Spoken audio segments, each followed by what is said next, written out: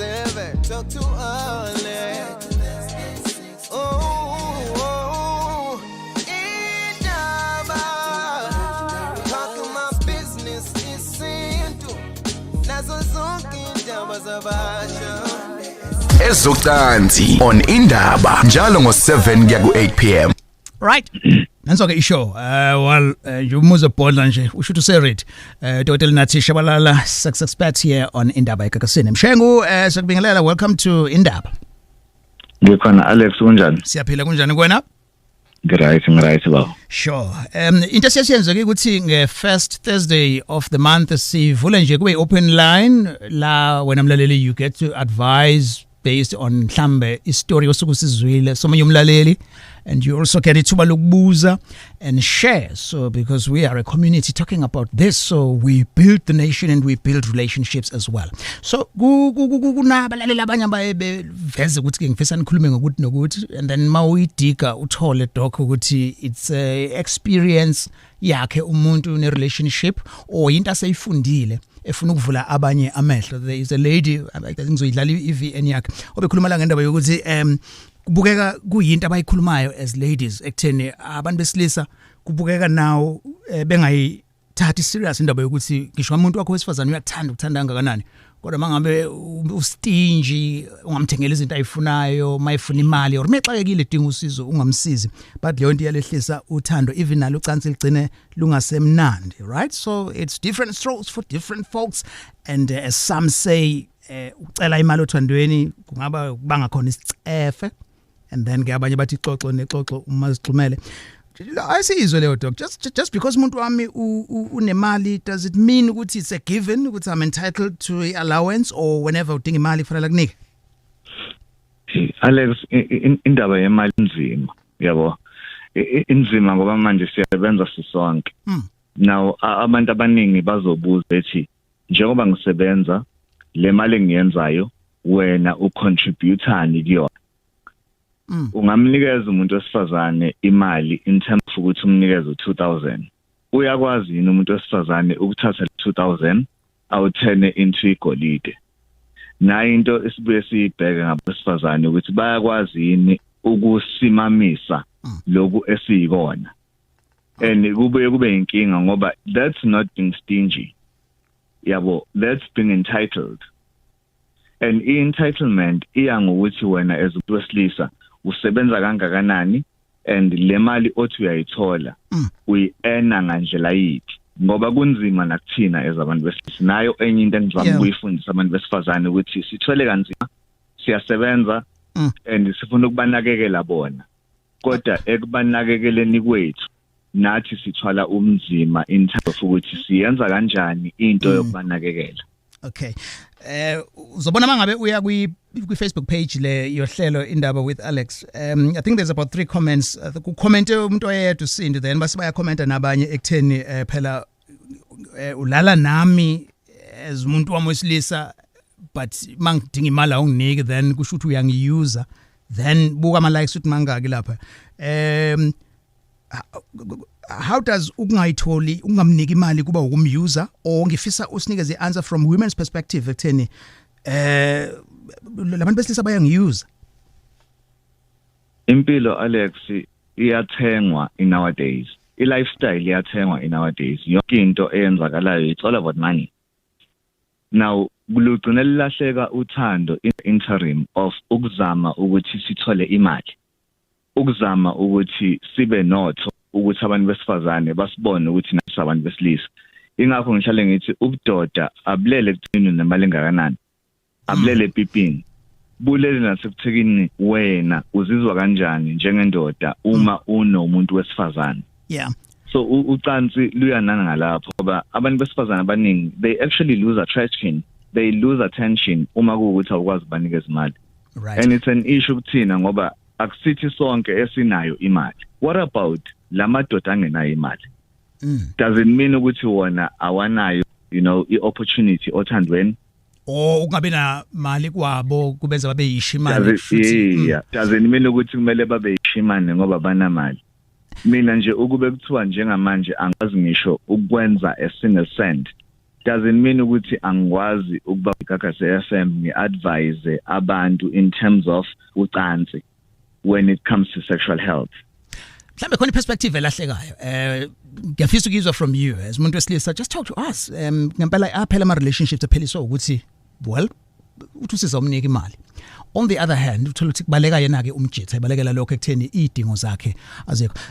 In any relationship, whether a relationship between families, whether it's friends or business partners or even nakhona la kwezothando, is it not an expectation ukuthi kwi-relationship kuzosizwana because igama elivelayo lokuba stingy, so khona ozothola ukuthi ulindele ukuthi partner wakho akakunikeze imali akusize for izinto ezibalekile but akakusizi, but hayi ukuthi ngoba engeke afford unayo but ungoqo.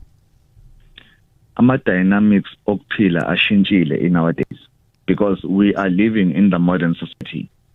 We are living in a space where abantu besifazane bayakwazi ukusitshena ukuthi they are independent. Umuntu wesifazane njengamanje uzama ukuzimela ngoba uthi thina ezabantu besilisa siyahluleka. So kuba nzinyana ngoba manje noma ngathiwa mina nginawo umsebenzi, yena umuntu wesifazane maye ngenawo umsebenzi uzothi nginikeza ucansi, therefore kumele kube ukuthi siyabambisana, kodwa yena akabambisene nami. All right. As umuntu wesilisa ikuphi ke la majitha ilahla khona? I would like to hear from you, and as umuntu wesifazane nje please ngiyafisa, and bakhona futhi nabanye abantu besifazane abacabanga kanjalo ekutheni yabona lento yokuthi udepende kumuntu wesilisa as udokotela esho yiyo leyo yokuthi awuzukwazi ukugcina usuzimele and ungazothi kuthatha i-dignity from wena. And we know there are relationships la uthola khona i-provider umuntu wesifazane. We are discussing that. Abantu besifazane bakhala ngokuthi amadoda abancisha imali then mdavazo kwehlisa umfutho. On the other hand, amajitha abalekela ukuthi yonke into ibe right, mdavazo bu right nalengane, but problem is nagging and give me this nemali and all of that. Ngifuna ukuthi mangithi ngihamba nabangani bami, we going out clubbing, kufanele sibuye wena ozosiblessa, and makungenzeki lokho then cut. And then nangumuntu oyisusile Indaba. I would like to play Jedagu Anonymous who approached me ekhuluma about this topic, then such well sizoyinikeza a platform. Listen to this. Yeah. Sanibonani Gagasi, ngicela ukuba Anonymous ngibhekene nenkinga la. Based on isihloko enikhuluma ngaso, nami ngibe relationship nobhuti onemali unayo yonke into, osebenza kahle, akukho la xa khona ngokwezimali, but nje when it comes to me in my relationship and sesipushe for about 2 years, kodwa nje ayikho nje into angenzela yona noma engibona kahle ukuthi njengomuntu wakhe angispoile maybe noma ngabe siplanile into uvela ihlaba ihlikize ingabisaphumelele ingabisenzeka, angisazi ukuthi into ezothiwani le ngendlela astinjikayo yonke imali unayo, kodwa nje akukho nje akwenzayo okungitshengisa uthando as umuntu asebudlelwaneni naye. Ibhlungu ngale ndlela eyisimanga lento. Sengathi nabanye osisi ababhekene nalenkinga bangasithola isisombuluko noma angazi bayirealize iwethu yabo ngoba akukho right uba sothandweni nomuntu ongakutshengisa ukuthi wena ubaluleke kangakanani kuyena. Ngiyabonga. Okay. Thanks Sisi for sharing the story. Anonymous, of course. Okay. Yabanje ibeka kanjena if it's not kasi ukhalala ngendaba yokuthi yes yena wenza yonke into unayo imali and it's been 2 years ephila lempilo and ukhona ngoba ethi uyamthanda, kodwa yizwa even the tone of voice yakhe ekutheni akumphathi kahle la doc. How uzoyiqala kanjani le conversation ngoba mhlawumbe ngothola ukuthi out ayibona ukuthi izolahlekela umuntu wayo? Ngiyazi Alex ukuthi baningi abantu abasilele. Ngifuna nje ukubuza umbuzo oyi-1. Thina sispoilwa ubani? Wena Alex as umuntu wesilisa ubani okuspoilayo? Baningi abantu besilisa okuthiwa enabanemali kodwa abangispoili. Yena umuntu wesifazane wenzani? Umama nje ekhala nje ethi umuntu wakho unemali. Umuntu wakho uyithola kanjani imali? Ngoba thina as abantu besilisa even ibusiness silibuka ngenye indlela. Ibhizinisi lingaba ingcindezi kuthina ezabantu besilisa, lingaba into esakhayo. Kuya ngokuthi lelo business esilenzayo sihlangene nobani imali is an issue ngingaba nemali kodwa manje akusho lokho ukuthi kumele imali yami ngiyisebenzise towards ukwenza wena as umuntu wesifazane ukuthi ufile njengomuntu wesifazane ngoba uma sengibuza mina ukuthi okay ufuna ngikuxpoil ubani mina ongisilayo as umuntu wesilisa asisho ukuthi siya compareisha kodwa bottom line is abantu besilisa are expected to be providers. They're expected ukuthi bakhe imizi yokunakekela abantu abazobathatha bebenza abafazi babo. They're expected ukuthi babe abantu abama resources. But abantu besifazane baphinde futhi basitshene ukuthi no, i-independency mina into engiyibuka njengokuthi i-right yami. Okay, if you kadokotela le mhlambe uyibuka ngelinyiso and ungaba futhi umuntu wesilisa uzoyibuka ngeperspective you understand where women come from. As some would say, yes, umjisi nayo ke imali ithina yami contribution as umuntu wesifazane I take care of your emotional needs and all of that and ungabe nemali kwami akusho ukuthi angikwazi contribute kule relationship. Your take and ngiyafisa ukuzwashara lama stories mhlambe awuboni kanjalo being another woman or umuntu wesilisa nawe and uyifakazela le. So let's just talk about this. 0861596596 and lihlelo alungele izingane and umntava zongawuphazamisa yini bastinji komuntu wakho. Ngizothatha uZama Zuma from Pine Town. Welcome to Gagasi Zama. Yebo sanibona Gagasini. Hi Zama. Umzulu sisters lo bekade ekhuluma khona manje? Yes, ngimzwile. And what is your take? No, ungimzile kona sisters but nathi bantu bes. Okay. Zobuyela kuyena khona manje show network kule ndawo ke akuyona 0861596596 ngizobuyela kona nje Zama ngekudala inamba ithi 0861596596 ungaba ke anonymous as well. Anonymous ukwindaba eGagasini sawubona zobuyela nje kuzama ngekudala show anonymous useGagasini.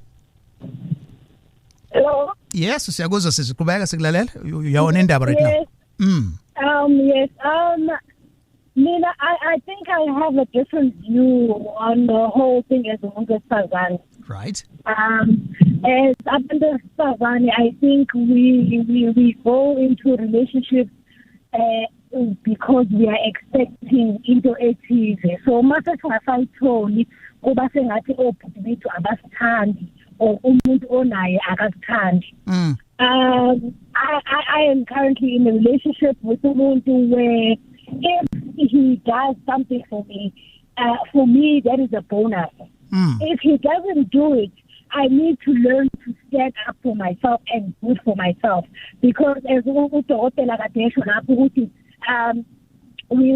have this thing where abantu besifazane bazosendela thina abantu besifazane basubani owenzeni bona because mozothatha office nje umuzi ukuthi lengathiwa manje uba ne1000 just 1,000 rand what would he do for umuntu wakhe? You would find that ngeke azenze lutho for umuntu wesilisa but yonke into uzozenzela yena. So we tend to be a bit selfish as abantu besifazane. Yabona kwi opening statement that you made, you said ukuthi most women bayilahla ngokuthi baya kwi relationship nomuntu expecting to get into from bona. Yes. Don't you think ukuthi maybe lento influence ukuthi culturally bekuthi umuntu wesilisa kufanele asebenze and look after umuntu wesifazane and look after the entire household and look after ingane? Today in 2023 leyo nto is still entrenched.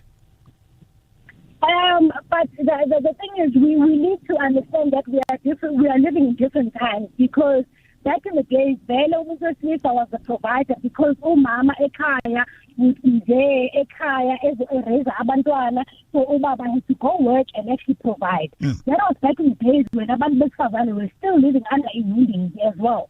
So baba ekhaya would go ayosebenzela umndeni wakhe. Nowadays, we as abantu besifazane have equal opportunities with abantu besilisa. So why are we expecting them to still do the same thing in terms of providing and everything, and nobody's taking care of them? I hear you. Your response, Dr. Now, Anonymous? And yiyo lento kade ngisho ale ukuthi no angilwi mina nokuthi siyanakekelana angilwi nokuthi umsilisa uyini ngilwa nokuthi ama-expectations athini. Uyasho umama uthi yena la ayicabanga ukuthi bona balahla khona. Nami ngisho the same thing ukuthi we have equal opportunities nowadays. Ubani onakekela thina abantu besilisa ngoba kunama expectations amangaka emhlabeni from abantu besifazane. Sikuyincindezi njengoba nabo behlale besho bethi bakuyincindezi. All right. So ukuze silungise izinto kuma create a platform la sizobona khona ukuthi ukunakekelana kuyini. Ngakho ngihlale ngithi kule show asibhidlizi siyakha ngoba baningi abantu uzobabona bafona even now baningi abantu abakhalayo ngokuthi ngimusebenzisa kanjani umuntu wesilisa ngimunakekela kanjani umuntu wesilisa ngimphotha kanjani umuntu wesilisa. Okay, before I tell Anonymous now Doc respond, you said ukuthi ma ekwenzele into kusuke sekuyi bonus. What are we talking about here? What a body massage, a gift, allowance, yini that you regard as a bonus? Allowance. I will tell you just a little thing that happened when we started dating Baba Sekai. Wayefika office wafike wanginikeza 2,000 rand wathi buthi for lunch. I tell you, I was very emotional that umuntu ayehamba naye umngane wakhe wahleka wathi hawu uyakunikeza nje imali lunch ukuthi ngiyibala ngibala 2,000 lunch ayibizi 2,000. So for me that was a bonus ukuthi lo bhuti lona futhi ikhona imali and uthanda ukungispoiler so uzokwenza lokho ukuthi amandla akhona uzokwenza. But it's not that now it's an expectation ukuthi njalo mengilethela lunch uzonginikeza 2,000 rand. So if amandla ekhona uzokwazi ukwenza, if amandla engekho ngeke azakwenza. And I shouldn't now feel as though he does not love me anymore. No matter he loves me less because he no longer gives me the 2,000 rand. All right. So when you know I'm spoiler ngayo. Nami ngiyamspoil. Ngocash. It's not for cash as such, but I will say, I will say, Baba Sekaya, you know what? I saw some t-shirts akho. I say let's go to a mall. My t-shirts. Let's go buy my denim. I'll order online and buy a shoe or a sneaker or whatnot. If we deliver, yena utshela ukuthi yami athlete yangithi vula lapha boxing. Athlete it's a sneaker for him. You know, so it's not always all about me. Sure. But some things need to be about him as well. All right, no, sikuzwile sisi loud and clear. Siyabonga kakhulu. Okay, thank you so much. Thanks. All right, sure. Wayizwa Doc. Besifazane ekhuluma about ukuthi walethelwe lunch. On top of leyo lunch kukhona no 2,000 rand and now I'm spoiled. Mawusana kujoin the conversation yethu la is about si addressa le issue le enkulu kakhulu yokuthi osisi bakhala ngokuthi amadoda abancinci imali and abanye bathi ulalela nami ungezokunnika idingo so uyangiyuza and kunamajitha abalekayo ebalekela ukuthi no yonke into was right umdavazi was grand relationship is good siyathandana but iproblem ile yocela ke imali. Your response to what she said about yena what she does for umjitha Doc? Ilento ngisho Alex ukuthi am expectations abuye ayibulala relationship kodwa ke sengisho ukuthi wena as Alex as umuntu wesilisa ungamthengela umuntu wesifazane inxiwa is a piece of land. Umthengele uthi yazi ngifuna sakhe la. Lokho akusho ukuthi wena as umuntu wesilisa kumele uexpect ukuthi umuntu wesifazane kumele naye athenge into equivalent to lento omenzele yona. Angithi uthando aluyi ngemali. Uthando luya ngokuthi umuntu wesifazane ukuphatha kanjani wena umphatha kanjani. Okay. So imali asingayisebenzisa ekuthenini sizolithenga uthando. Asiyisebenzise ekuthenini iyaselekelela ukuthi siphile impilo yethu sisobabili asibukane thina qala sinqunu asinuka amaphapha sibukane. Sure. And then bese siyathandana mawukuthi sithandana. Right. Singathandani ngenxa yemali. Okay, indaba eGagasini siqhubeka 0861596596 imali ongoqo umdavazo ukuphela kwe relationship and sizongena kuyona ngizofunda nama comments ekhona ungaye ku social page Indaba with Alex. You're listening to Gagasi FM and remember ke ukuthi lihlelo is not suitable for ingane.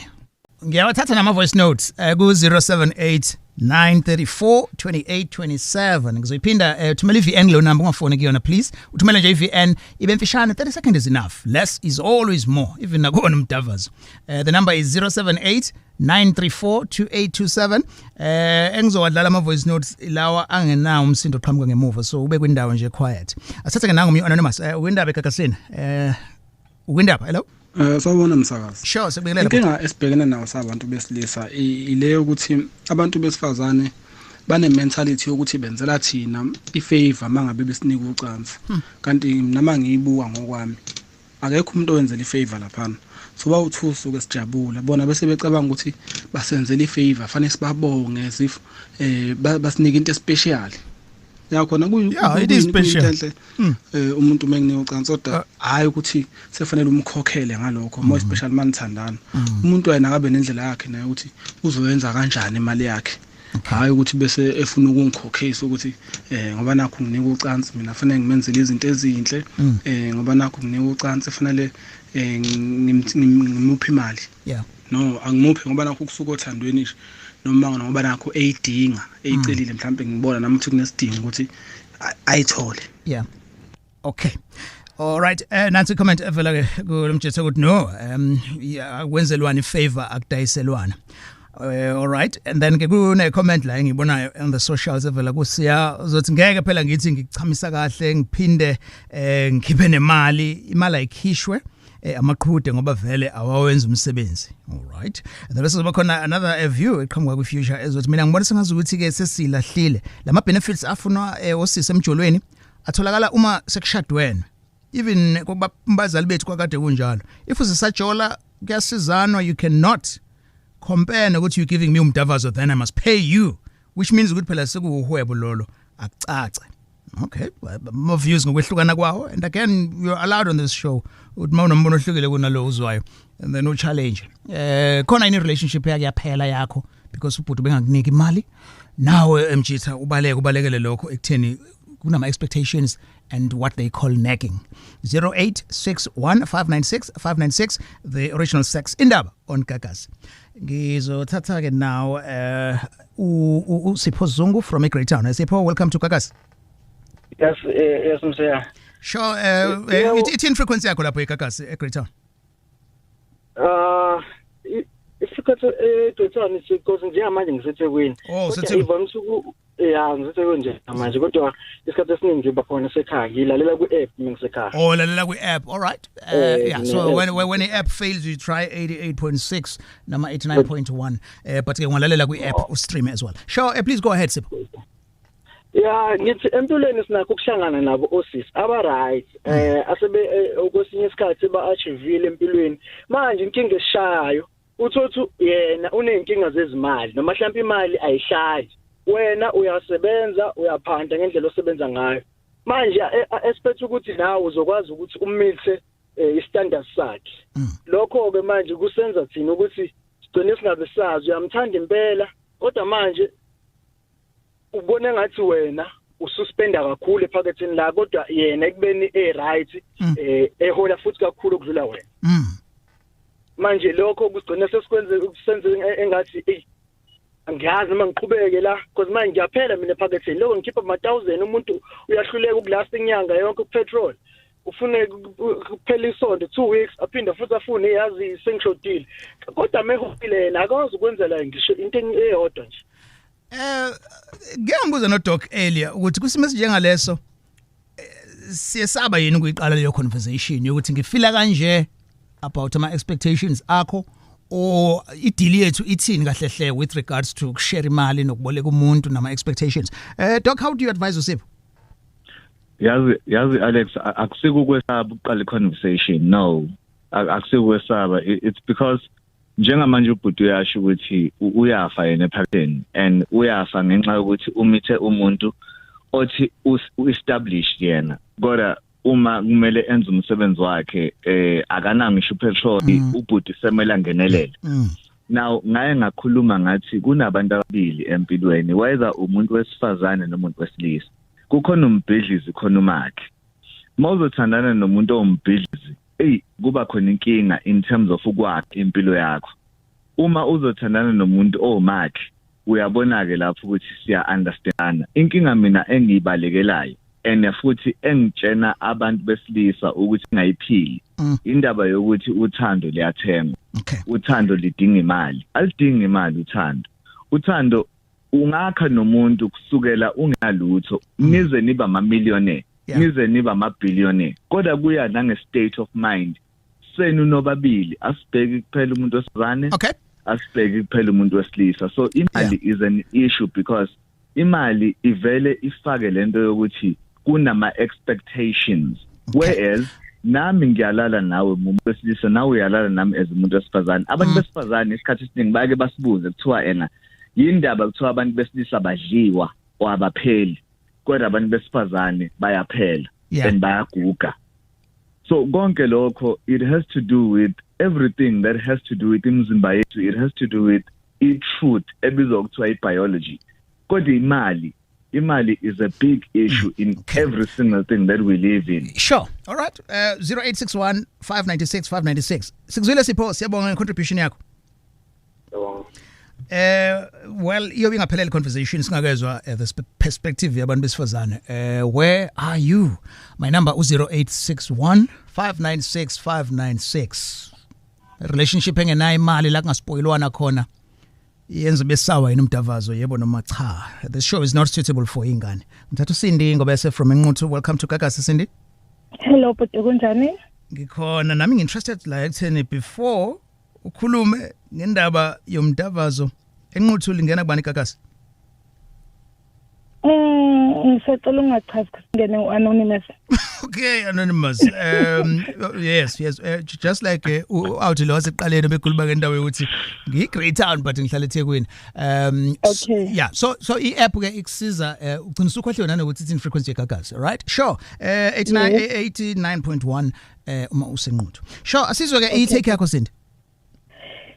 But into engayisho ukuthi thina as abantu besifazane asikeleni ukuthi uma singena kuma relationship singene ngokuthi sifuna ini noma ngifuna ukuthi usibani bani azenzele ini yabo kwi relationship mina into engifile ngifunda ukuthi uyabanjiswana yabo for an example bese kuba ukuthi ke nohlobo lomuntu onaye empilweni ukanjani because singabantu besifazane sihlukene kanjalo namadoda ahlukene ngizokwenzela isibonelo ngami mina ame hustler angisebenzi into etheni yabo then umuntu wami usebenza kahle yabo imali uyayithola yabo lonto le so akafuni ukuprovide ekhaya kangangokuthi izinto ezinye uzikhompyutha nami yabo mina ngingasebenzi yebo lonto leyo futhi leyo igcina isiphazamisa angeke ihlale inkonzo sekamereni ingazamiseki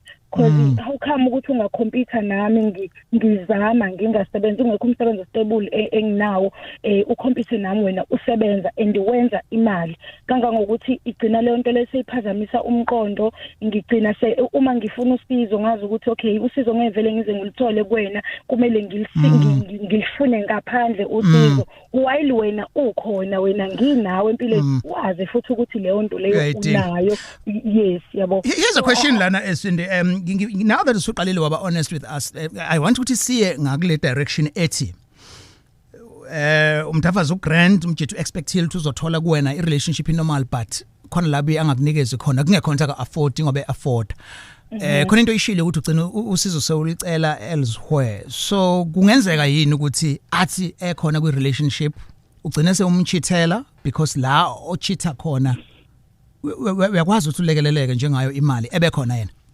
Butwami if uchitha empilweni it just because awukho happy la okhona zikhona izinto ezenza ukuthi ugcine uhleli noma ungekho happy. For an example ninabantwana abadala kunzima ukuthi ningahlukana noma mhlambe senishadile yayibona le nizama ukuvikela isithunzi sabantwana yayibona lonto leso akukho lula ukuthi ningahlukana but ungekho happy wena obviously uzophumela ngaphandle. Is that the case with you kwi relationship yakho manje? Of course yes. Yini lena lomjitho chitha naye ayenzayo ahlulekayo lo straight wakho kuyenza yini akunika yona unjani umdavazo kulo roll on umakhwapheni compared to imali Alex ngisacela ukuthi ngingacompete ezomdavazo because umdavazo right ekhaya kakhulu. It just that a provide ngalela okumele ngabe uprovide ngayo ucomputer nami while I'm not working and he's working. Yeah. Okay. No icacile. Buka ke doc. Lo umjitsa ngaphandle antshontshana naye uyamnika imali and for as long as eqhubeka emnika imali kusho ukuthi yabo kuzoba i triangle.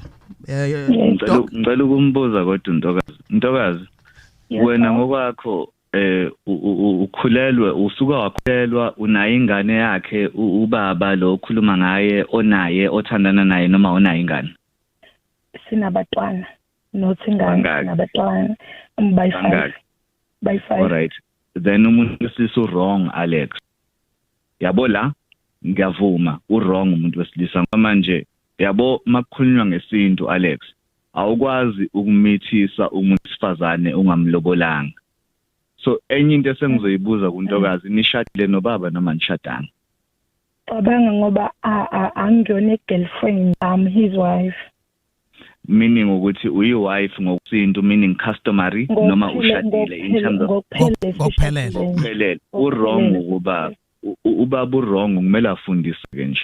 Uyamnakekela umuntu owumfazi wakho, umuntu onkosikazi wakho, unakekela yonke into njengomuntu wesilisa ngoba manje ususithathile isinqumo sokuthi uzomnikeza isibongo sakho. Yes. So wena mama ukuze nje uthi uphu ngaphandle into engingayisho kuwena ngicela ube careful ngoba upha ngaphandle kuzokulethela izifo ngoba njengamanje it's not about your cheating, it's about ukuthi wena ujabule. Yes. It's an issue because ngenza sure ukuthi ngiyayivikela yabo because abantu engibacabangela kakhulu abantwana bami yabo at the same time kumele ngibe happy of which happiness angiyitholi la okumele ngabe ngithola not like ukuthi happiness isemalini but happiness imali iyalikhulisa uthando ngizosho kanjalo. Okay, sorry kancane nje please say that again slowly. Imali yenza njani? Imali iyalwenza uthando luphile.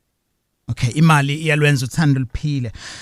Okay, imali yenza impilo ibe lula. Yeah. Imali iyalekelela empilweni. Untokazi njengoba esho ukuthi it's not like uthola happiness from ucansi, but the thing is ulala nabantu aba more than one.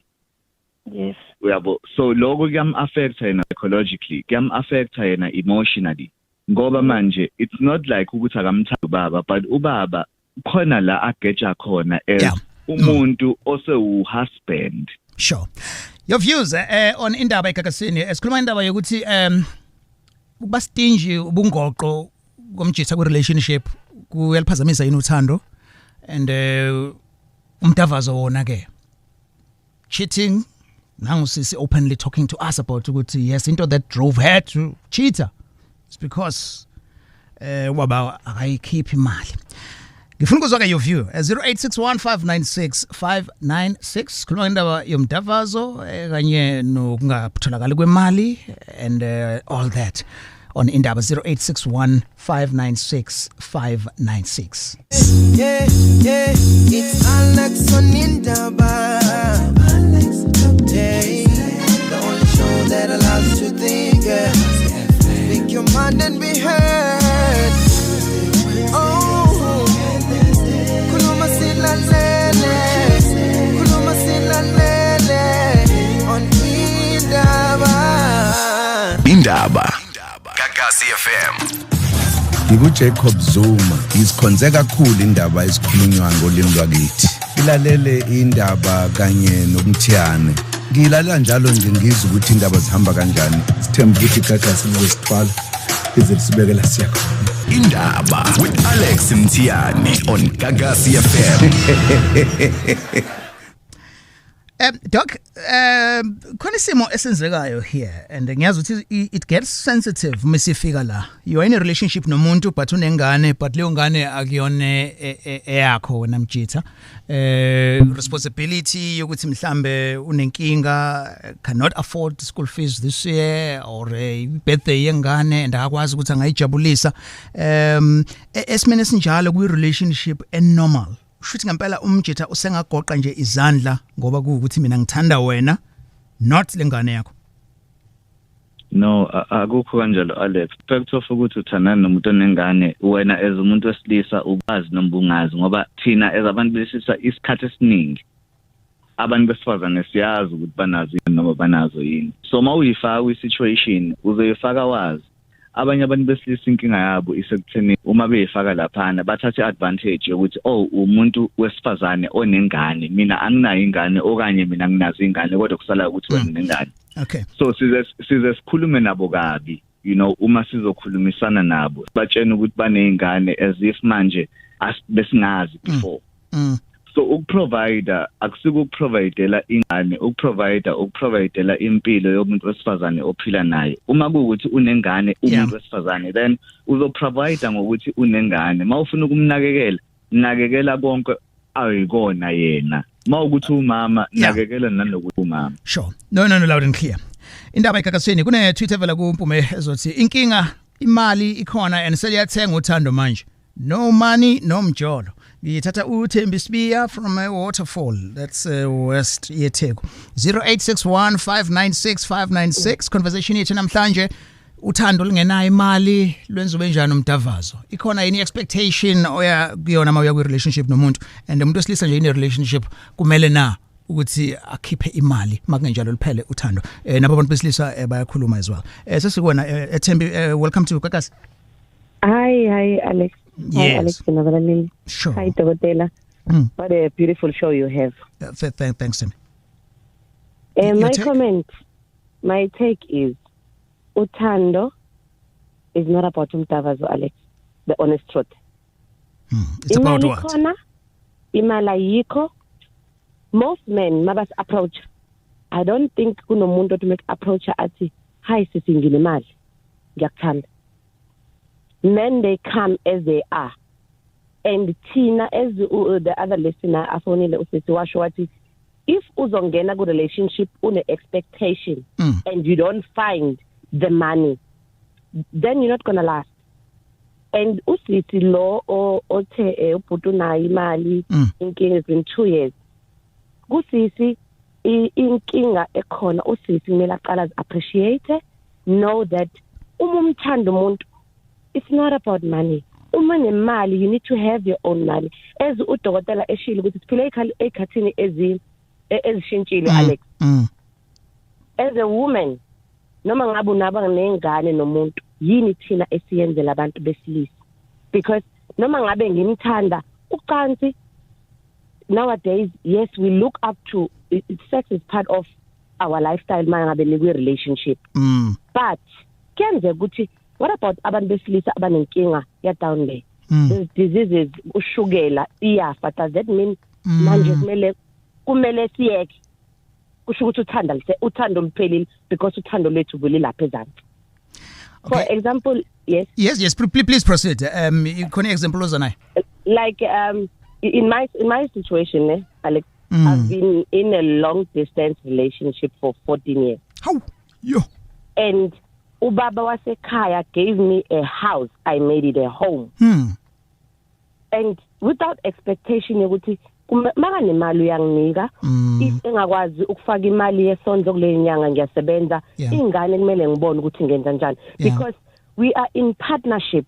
If siyabantu besifazane singasukuma sibambe sane nabantu besilisa, then uthando noma ngabe umuntu akakhona ukukunika ucansi, you will know ukuthi uyangithanda ngoba uthando akumele silibeke ekutheni ucansi likhona khona ukuthi ngifuna just ucomment kusisi lo nabantwana bawu5 nobaba abantu besilisa bathwele kanzima Alex anale ingane kunzima emsebenzini but umebuye ekhaya uzobuya balisela ukuthi imali ayikho ukuthi akukho hence ngeke zivuke then ngeke mnandi. Yeah. Khona question bengifuna ukuza nayo la sisi ngithanda indlela oza nayo kanje because ube-fair to both abantu besilisa nabesifazane. I saw many comments la earlier khona voice note engenile from usiso qalele conversation. Then I heard ukuthi uthola ukuthi kusho sisi labathi umuntu wesilisa akazukunikeza imali kodwa uthola ukuthi ngaphandle la echitha khona uyayikhipha. So women are asking ukuthi kanti what's wrong with me? Yabona kuleyo Alex njengoba ngisho ngithi if mindset ithi you must remember that umuntu wesilisa neko relationship you are both different. Nawe unemali that there is no boundary or kuna some sort of string ethi I must spend it on you. Inkinga is masiku relationship isekuniko 50 rand usebenzile kanzima indoda kunezinto ekumele azenze. If uthakuniko 50 rand use your 50 rand. If angakunikanga then communication in a relationship is the key. Baba kanjalo baba nje kanjalo communication in relationship is key. Uthembelo ufuna uthatha ke nangu Precious from Mnambethi. Hello Precious, welcome to Gagasi. Hello, ninjani? Siphilele sisi ku 107.9. Nginothembi la. And then who's what to know? Most women get this conversation yemali ngendlela wrong. Why kufanele indoda ikunikeze imali and there is no expectation.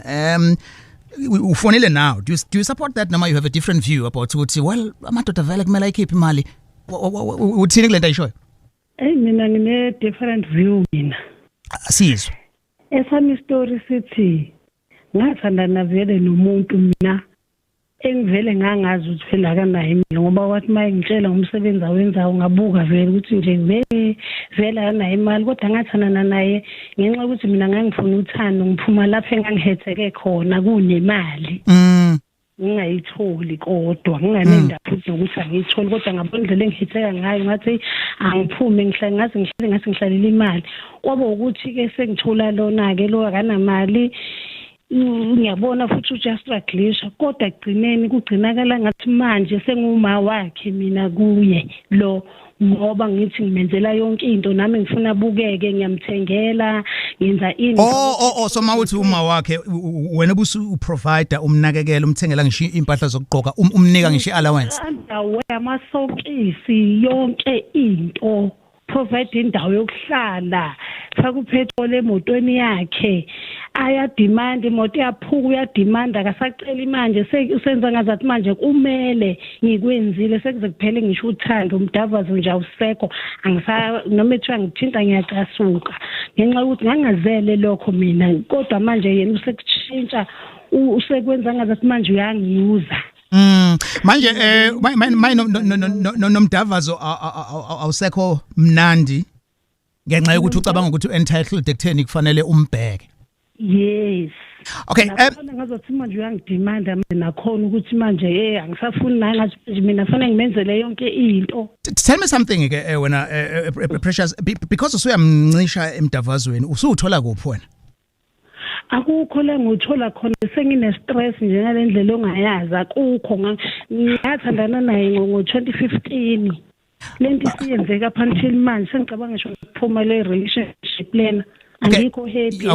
No, I'm sorry to hear that but Thembi ngiyakuzwa ukuthi ufuna ukuyiresponda kule ndaba ka nangu sisters Precious. Hi sisters. Yabona Alex Etha othandweni okay usisi othandweni we have a choice umuthanda njengoba sisi esho ukuthi maqala ebemthanda ebehethekile gone into this relationship ngoba efuna uthando bonile imali imhethile and it's like now I'm looking at the person but la as ngisho Alex with communication has whoever usisi amtshela ubhuti ukuthi lokho kwenzayo angikuthandi this is not what I sign up for. Usuka wamtshela Precious? Sengakumtshela. And still kodwa ungathi akezwe. Ukuthi angikho happy ngalento lenzakalayo. Kulungela unayo imali. Kodwa phela lokho nakho ke phela okuncane noma phela understand isimo sami ukuthi mangabe ukuthi angikhoni kingabe ukuthi manje wena usufuna ngenkani imali ama airtime yini yabo nje sengiphelelwe nawe uthanda angisafune nje umuntu wesilisa mangiphumala ngiyahlala ngoba ngilike inyama uyangiyuza mhlawumbe manje ngispende ngaye mhlawumbe is more than 200,000 mhlawumbe ungenelele la doc credit card yini yonke lento lena ngithi mina ngiyamzwela yes ngiyalibonga Gagasi FM Gagasi FM njengoba ngihlale ngisho umndeni wami we are talking to two females and they have totally different perspectives. Now into engizoyisho i1 uthando aluthengwa untokazi lona othi ungene kwi relationship azi ukuthi umuntu wesilisa namali njengamanje yini esimxina kangaka ukuthi usengaze ethi akasafuna ukuba lapha inkinga i1 ukujwayela ubhuti yena unakekeliwe untokazi vele waba umama kubhuti untokazi akamfundisanga ngobhuti ukuthi kumele sakhe sobabili ngiyazama mina ngala esayidini wena yini okumele ngami ukuze sakhe nayo inkinga la ekhona useyithola seyedwa uthando aluthengwa it's not about money uthando. Okay, the show is not suitable for ingane. Thank you so much, Precious. Because ngiyakuzwa you're frustrated, we have your number, and then so so you get advice to handle kahle indaba sensitive. I had to be saying, well, communication is key. They always say, but the approach izoqala kuphi. So uzothola nje step by step. So uma ngizwe frustration if your relationship is ifike kule level ekanje. Isangakhandeka ngiyazi ukuthi ngeke kube lula kodwa njengamanje yena akasaboni ukuthi isangalungiseka edoc so when giving counseling aiming to rebuild kungenzeka kanjani? Remember usisi une previous experience of ukuhlukumezeka kwi previous relationship usedilile yini nalokho ngoba nje ufuna indawo la azovele athobe khona avele akhohlele okade kwenzeka udilile yini nokuthi bekwenzakalani previous relationship ngoba uyathi ukuthi beyikhona imali kodwa bengayitholi so namanje usanalokho ukuthi ibikhona imali bengayitholi kodwa kulomuntu anaye ayikho imali kodwa uyayifuna. All right, Dr. Share numbers zakhe ke khona manje we will make sure ukuthi siyalithola usizo. You know the questions nje abuza udokotela yiyo leyo ukuthi ngempela wadila yini nayo previously. You're listening to Indaba, the show uyakwazi uyibona ku YouTube and ungayana ku podcast uyilalele.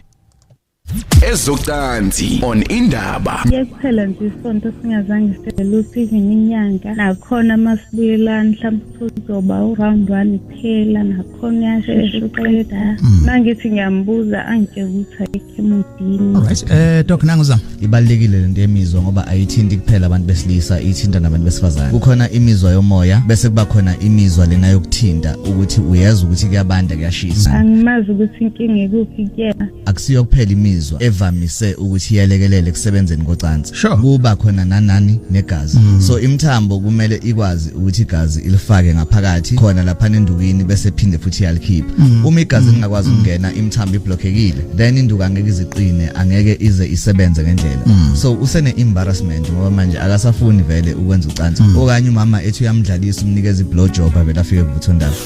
Indaba is not suitable for ingane. Of course, it's not suitable for ingane. Well, we've come to the end of the conversation. Maybe we will need a part 2. Yeah, we'll need a part 2. Next week, we'll open line. Let me ask you to do this. Listening to this conversation, I can relate. Please write to me, anonymous, and then what you thought the conversation I figure so that we come back again and deal with it. Of course, we treat all emails anonymously. So email it's indaba@gagasi995.co.za. So iphinda email yami it's indaba@gagasi995.co.za. Trust me, ngeke ngisho ukuthi vela kubani, but we are building. DM as well naku Instagram and uye futhi noma ku X ungithobelele DM. We'll deal with this. Doc ubekudabula nzima lolo. So utholakala kanjani Dr. Shabalala? Ngiyabonga Alex, ngibonge nakumndeni wami Gagasi FM. Ngiyatholakala kwinamba yocingo u063 847 0511 ngizoyiphinda 063 0846-847-0511. Ungangishaya ngokule number okanye ungisendele WhatsApp and then senze i-appointment uzozongibona emabisami. Asethekwini amabili, elilodwa lisedolobheni Chesterville Rank, elinye lise KK Chesterville. Sorry, Clermont KK. Kwadabeka ePharmacy eSpang. Ngiyabonga baba. Sibonga kakhulu Dr. Nathi Shabalala. He's always with me njalo ngama Thursdays here on Indaba. Lo hlelo alilungele ingane ungakwazi ukuthola podcast yalo lilalele kusukela eqaleni. Ngiyazi abantu besilisa bayibuka ngenye indlela, abanye basaba ukuphuma openly bezoshutha ama views abo athini. That's why I say do DM me on Instagram na ku X noma uthumeleke email khona lapha. Indaba eGagasini uzoyithola ke podcast yalo hlelo, and thank you for watching on YouTube. Indaba was produced by Mr. Spelele Nzuza, umfoka mdumela. Gagasi FM.